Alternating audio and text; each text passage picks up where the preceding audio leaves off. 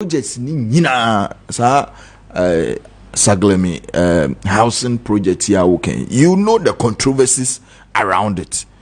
At the end of the day, you know, say the programs, the programs about how we want to utilize the facility. Maybe say honorable Kojo Ponkroma now saying your man floative to invite the private sector to participate in how our ombetimi and making sure say it become useful to the citizens of Ghana.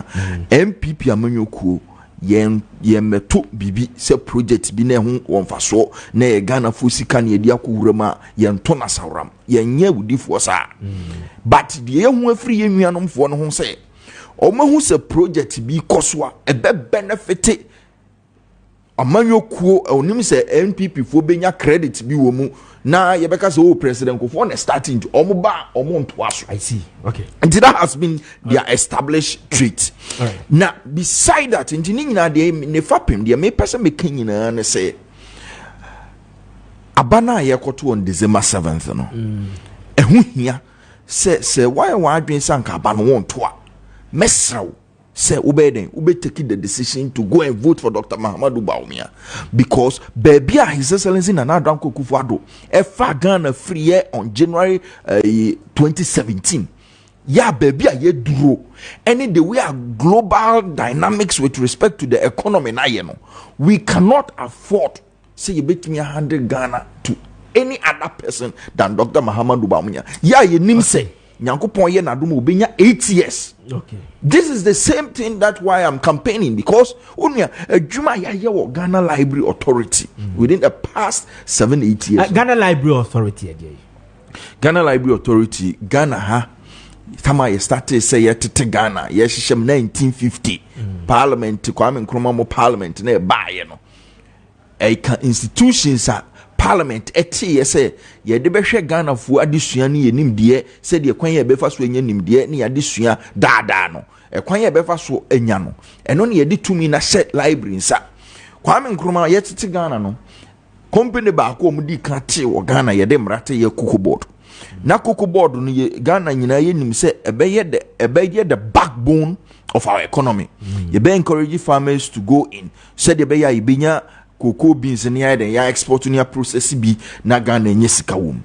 The other institutions are buying share and say Ghana ya disua sem because obi ne kan asem say knowledge is power nimdie any to me enti samre ne yehye yemfa library mra library baby a ye de ebia dan siwo ana ne de nhoma agum said ye be ya obetimi akoho ne wakọ akọfa buku ni bi di akọ ofi akọ kenkan anase wo betena ho akenkan sa time no gya dwumadie no na no yede omudie sa mere de abefu mfidie aba nti library no nso ye de bi nso agu abefu mfidie so a eno nso wotu ba bi a wutumi nye den wutumi nye bi ana library spaces no nso say nye books nko an ye ko library so ko kan ye ko ho ekosua abefu mfidie ho nsensem robotics engineering mathematics yetimi koye extra classes yetimi koye group meetings a discussion intellectual discussion ye launch books or ye organize activities e de ye communities e den ebeba together omo nimdie ya sabi omo nturo book omo betimi aba na omo ne omo nso omo penimdie na den ase ideas na omo transfer knowledge to them say sad library no sa dwumadie no ana yedie de okay kan say mo de engineering ne other staff aba be ka ho ene ye initiative aban initiative and I say e wo hodada and am more to so aban bia ba that's how it is. Okay. So what is the state of the library o be fine? Okay. Na he fa no madura de bedua. Ukọ ekurobia omo pretty public library system bia na ya na omo fa oman vision for omo citizens. Enti omo fa vision na no matimi e de ho nimde asese said ye be your citizens ne be de e be nya access to it into uba Ghana ye hu ne say ye pese ye promote literacy said ye be ya nipa bebre betimi aden akenkan na de omo kenkan no meden omo beti ase into ko across the country abon say there is a deliberate attempt to say ye libraries ni be build the early childhood literacy into here say ye huma bebre ya wono ye force ankoda said ye be ya omo nyina be den e betimi aden e ready na ye ba ban mu 2017 January no na metimi aka kyerɛ so onua na Ghana de na library nsensem no ya Kwame Nkrumah mo de start ne de ne eje mu ma na gu ne ya ma na gu president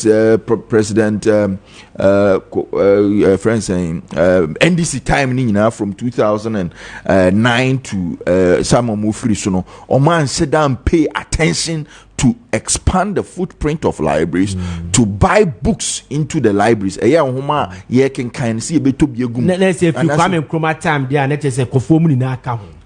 So obia maybe I need the oye and me can't ye beto ye. Inti for time President Liman Bushia Womunina Rollins Muninano. Yakika libraries are never Ghana in 61 pay. Nationwide, na 61 pen ewo Ghana. Na me pese me break it down. Said be ya amount for ebete, said ye normal city between 1950 to 1981. Na libraries ewo Ghana nyina 36. Between 1982 to 2000, na ye the 19 libraries ana eden aka ho. Between 2001 to 2008, ye the 3 eden between 2009 to 2016, you the 3 and the count. Under the leadership of Nana Danko Akufo-Addo and Dr. Muhammadu Bawumia, you the Mako 72 and account. 72 libraries. 72 libraries and the other TVs no count. Yes. You ain't account 72. It say and now me no say from 61 libraries under the management of Ghana Library Authority in 2017, we now have 133 libraries under management. Now you will be breakrana by end of December. No near hit 140 libraries by end of December. I can assure you by end of December 140 libraries would have been under. Wow. Baba that was there. Ewo TV so a pedia wo kan say engineering we wa na we say nkomo books nhoma we the library hu children's library on say kameba be ka your libraries communities biane the dynamics ne o ma ye hwe wo mu so I say enti ye ba community we ya na ye hwe books books a ye hwe ebeboa omo patronize na ne ya hye books eden ediaba ukọ Accra Central Library ye was STEM corner ewo ho ukọ Secondia STEM corner ukọ Ashanti Library STEM corners ne ye baabi a ya create science technology engineering mathematics resources enti library bia was our resources ni nyina back ya sheda create specialized corners for that. Yo said the beya ye hu nimde ne fapem no ye mabunu ne pa ombenya hu information ni easily okotema any Accra Central say ye organize be friend robotics and coding classes and go for signing up to participate in it. And yes, a library nessa what the dynasty on human the activities that you run at the library and the bema why you interest na bema man why they patronize it resources no say crowd yes artistic impression this is real drawing real library Ashtown Kumasi where Dr. Matopoku Prempe and the constituency Malaysia South or no and of Fande Yema Itiminya Sala Afia could be so one the third bronsign your technology corner or your baby mabunu youth so ebe yusu and your baby the children's corner so then or no na way then we see or the man library say young running intimate benefit the people of Kumasi. Now can you say library impact and how do you determine say my impact my good impact they make out myself how to put it but say yes, library wa ha yes, we wa ha yes 76 ye the stem aka ho ne sa no ma no impact no mo ye den na mu hu say yes library say no we resource say ne yenya onwa edikan ye bebo Dr. Matopoku Prempa abaso because time o ye education minister no o mo ye bibi efe na education strategic plan na education strategic plan im no and ye this year no say by 2030 na ye wo 540 libraries e wo Ghana ha serve the citizens of Ghana. Because from 61 on, ye him say, because we have 16 regions, we share 261 or so districts, 270 something constituencies. That's a library 61, which means a lot of our communities in Ukraine are not benefiting from it. Now we share Ghana. What is our fundamental problem? Your fundamental problem is according to Ghana Statistical Service, almost census 2020, almost say literacy level is at 69%. Hey. Literacy level. So from the age of 69%. 69% is less than the global average. Globally, the literacy level is 86%. Baba Libyan and I'm 92. And I make us average literacy level. 86%. Nasa what the ba Ghana na 69. Nasa wo be the president no to me see 3 libraries pa. Not just one cause our citizens need him there no person benya. This is why under the leadership of Dr. Muhammadu Bawumia and His Excellency Nana Danko yetimi this 72 account. Yenim say it is not the perfect case. That is why we are asking the people of Ghana. So omudi to me ebesha Dr. Muhammadu Bawumia sasa de oba obetumi esi Muhammad district ne constituencies enya bi na eden enya bi. But what has been the impact of the yaye sisia me ne wo kase first no NDC time you take you over handing over note no now visit to libraries amount for a visiting libraries here kopa disua normally just a little over 300,000 annually and now me ne wo kase almost 2 million people are visiting the library annually. Almost 2 million people are visiting the library annually. Which means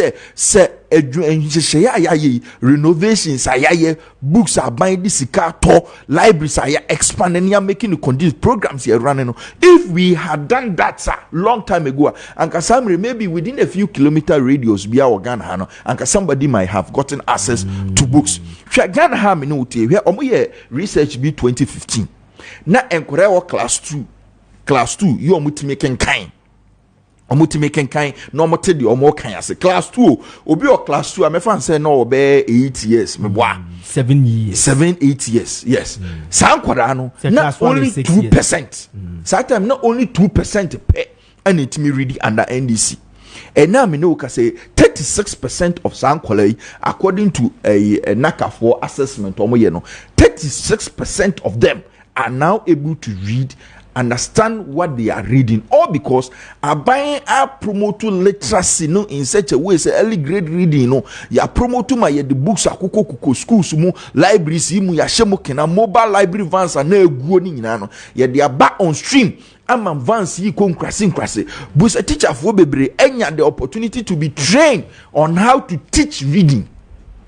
So ama omotimi the ebb one kodano momode omotimi genkan. That is why we have been able to move from 2% to 36%. Wow. It is a significant, but it was not the best case scenario. We have to make sure that every child by so we do class 2 you should be able to read, understand what you read. It is not the best case that we have, but when you say maybe ba Ghana hanen kuratu we nkoda 100 bia na emu 2 penny timi kan anom timi kan or the omo kan from tiase.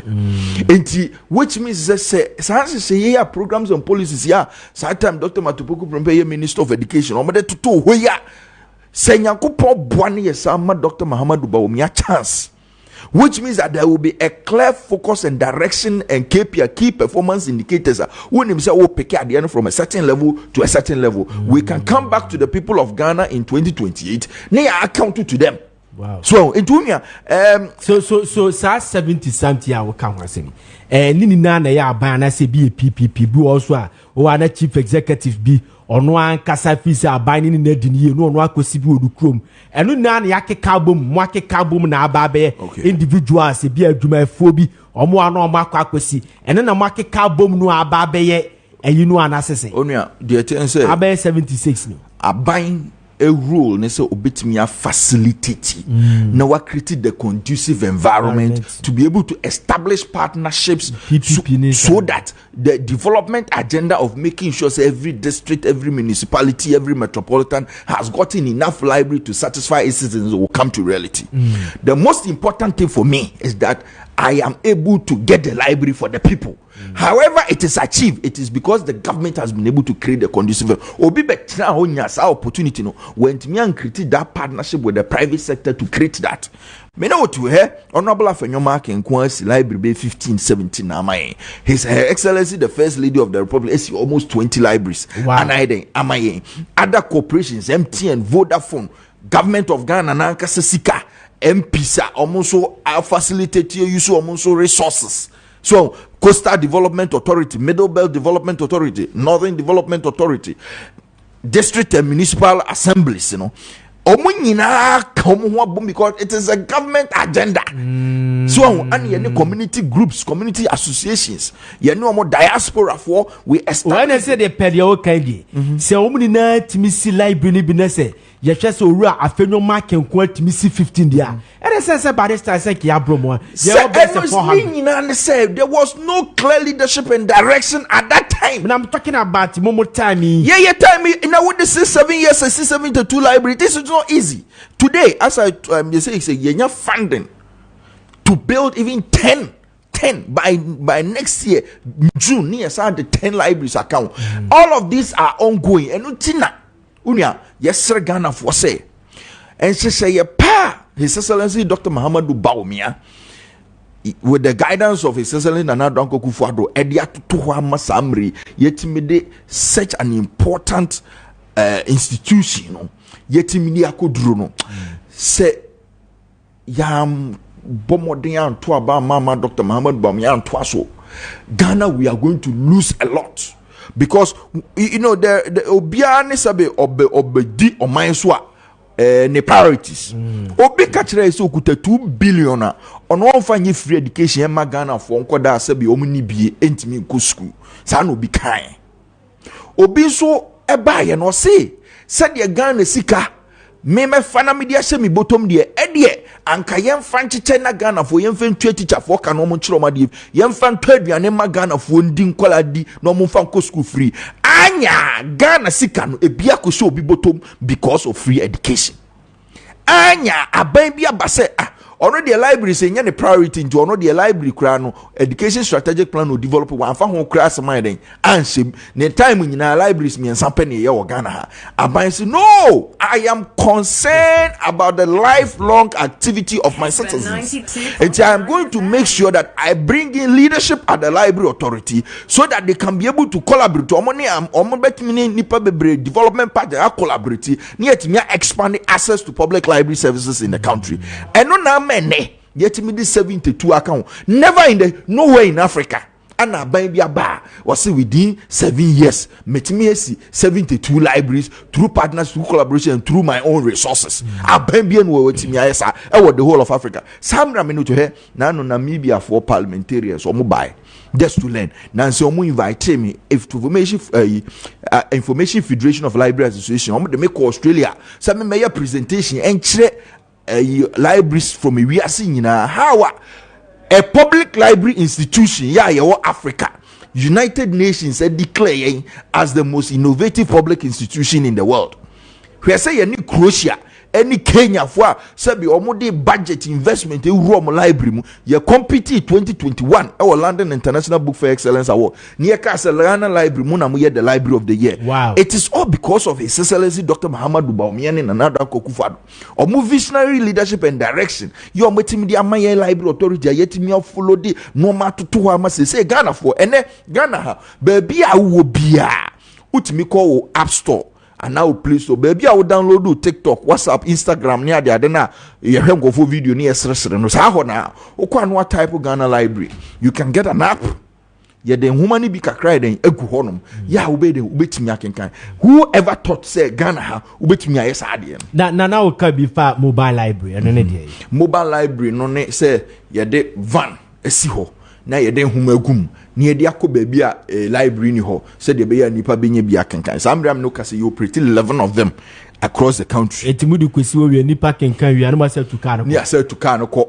But the obi ha ye ko ye wura school mu a say ye school environment ye timi de nhoma ni bi kura just school no. Say de be ya akura bi ko kan ni book no ba teacher ni betimi akan nti 2-3 weeks time ye ba na aside den ya sesa. Nti ye osa collaboration and part enye no ko akura van e konso a computers gum between 10 to 20 or 30 computers egu vans ni bi ma ye konso a ye timi ma ICT teachers no.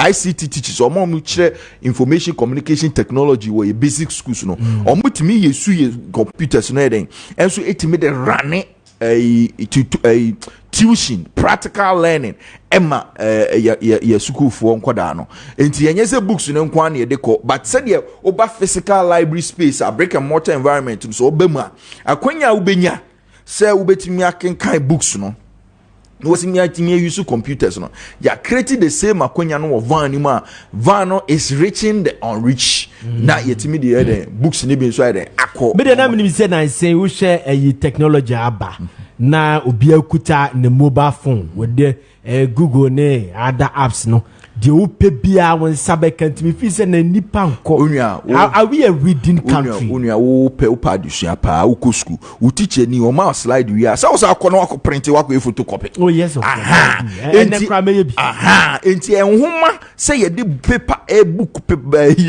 paperback book kenkan ni de every we assume that and na me ne wo ka say wo ko Washington DC o ma bie one of the biggest and beautiful library in the world your friend Martin Luther King Public Library. Yeah, even Washington DC with almost 100% internet penetration. Yeah, just if you be internet, only na mabontin create me connected to hotspot no. Omo create libraries. Who say that place to sit and take a book to read, no matter how rich you are. Maybe I'm saying I will say, Anna, you say, utimi, o dem was study area. Book a hin na o dan bit me a host. O book and a book be an aboarding. Oh, sika, ain't me talk. No matter how rich you are, you will still need the library. Into Washington DC, they've built a library amount where they echo no much me up nya humani bia den akai. Oko Denmark, ye free krobi ahos. Almost library friend doc 1. It is the most one of the most sophisticated libraries in the world. Denmark, when the way internet penetration is near 90%. Onam Denmark abontini bi aso who cost to be a multimedia Wi-Fi connecting your internet access. Omo krane den ACC libraries. Oko Finland literacy level is 99.9%. Internet penetration is almost 100%. Wi-Fi ewo bebia ewo Helsinki ne mountain so nyina. Nenso omo sisi libraries with in Denmark omo population just less than 7 million in pool. But within 3-kilometer radius beyond you can find a lot. They have over 700 public libraries. Wow. So the need for libraries need yentimi estimate yentimi ka say technology nti na library and mate empedifo bi kura na omoka say na libraries dey na dey when here library and bibia or computer. So meanwhile when you ask them when was the last time book bank kura na read your phone so onim book bank na call online I call reading free e papa book bank pa na papa obenya ni free ide I can online ontimi kan kire. And so let us not underestimate the significance of creating these knowledge hubs in our communities. Na yam shemu kena na yam bwana every district. Me vision and say every district be at least 2 libraries. I see. At least 2 libraries. Now the one mobile library van I attach it. Said there be a van be there ebetimi akọ the rural community said there edi books akoma nkoda na kan. Me gidi say ye ahone ye to abama Dr. Muhammadu Bawumia sa vision ohwe ni education sector manifesto promotion of lifelong learning creating avenues for knowledge acquisition as part of our lifelong learning and out of school learning activities. Me gidi say or the Ghana ebeko yenim ama ye nyina no de ye pese Ghana ye koduro ye betumi aboa ye mabunu na yenim de akọ animu said be ya yesu betumi contribute to the development of our country no ebetumi abem. All right, yeah come on ba na wi ye say sanity there. And honestly speaking you have worked but na me pese video bi picture ba ku na pese bi sa library no be the message video brem say is a libraries ni bi ho no na as the state that na yegusu ana omoye ena mo ba beto aso eti asemo amfa credit so ama aban na atwa mu no libraries a wo show ni na we Nefia could be ampim. Library, but no, or say some of the libraries need you on more. Mobile beto and more continue. Library being because you were renovated libraries. And on me can't was them. And on there be 61 libraries now. You beto in. You renovate over 50 of them. Yes, Baba Mama to the now banyisi. Dear na okay. Dear na banyisi. Dear abayi enokra president ko for start here. Whole library any sunyani into be o sunyani biya. This is one of their biggest cry. NDC betena so 8 years. O mentimi anye library ne hwe.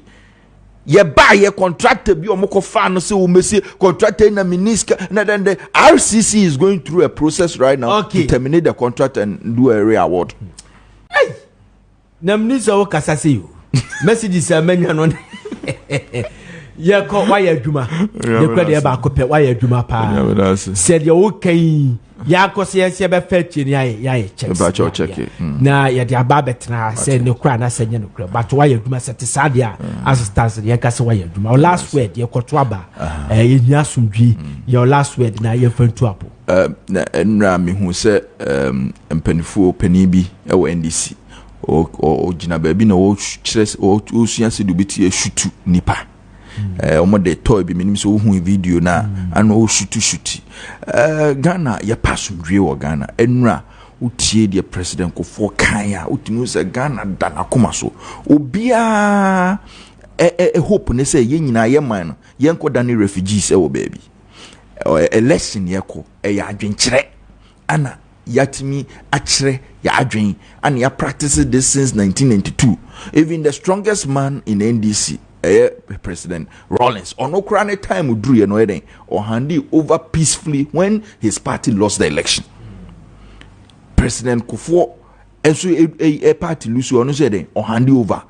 President Kufuor has assured the people of Ghana so they drew or be hand over to whoever wins. So why the need to create something that does not exist?